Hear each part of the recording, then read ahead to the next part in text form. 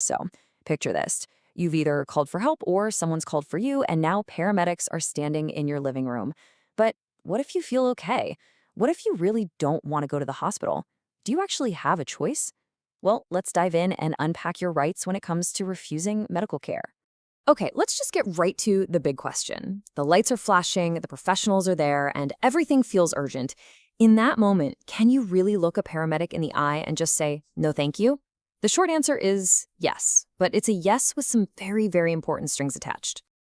And that brings us to the core idea here, your fundamental right to refuse care. You know, this isn't just a courtesy they extend to you, it's a foundational cornerstone principle of modern healthcare. The right itself is crystal clear. You are the boss of your own body and your healthcare decisions. You can say no to an IV, no to a certain drug, or even no to the ambulance ride itself. But, and here's the catch, this right isn't absolute. It all hinges on one critical factor, your ability to show what's called decision-making capacity. So what is this all-important capacity test anyway? Well, this is the standard that paramedics have to use to figure out if you're legally and medically able to make that refusal. Think of it as the hurdle you have to clear.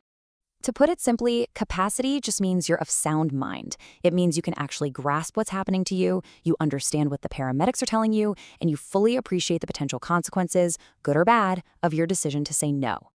And check this out. This test is incredibly specific. It's not just a gut feeling for the paramedics.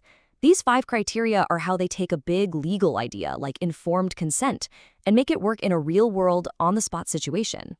They need to see that you can understand what's happening, process the pros and cons, state the choice clearly and stick with it, explain why you're making that choice, and that your judgment isn't clouded by anything.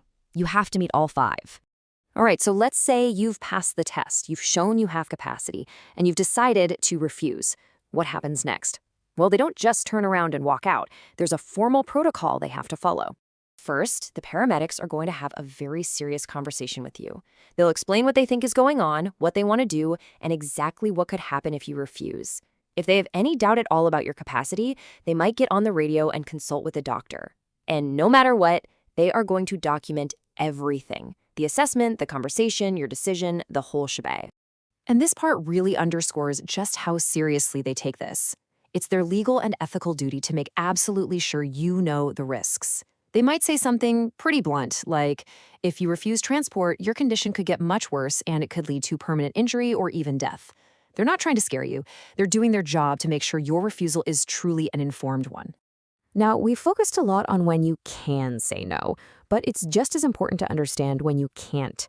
There are specific situations where that right gets limited, or sometimes goes right out the window. The most common exception is, you guessed it, age. If you're an adult and you have capacity, you call the shots. But if the patient is a minor, they can't refuse for themselves. A parent or legal guardian has to make that call, and even their right to refuse has its limits.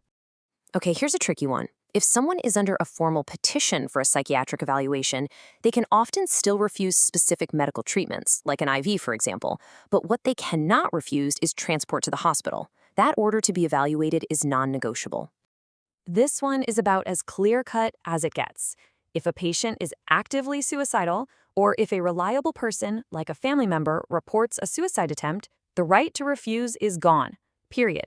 In that case, the paramedic's duty to protect life overrides the patient's autonomy, and they must be transported for evaluation. And this is an absolutely critical one for protecting kids.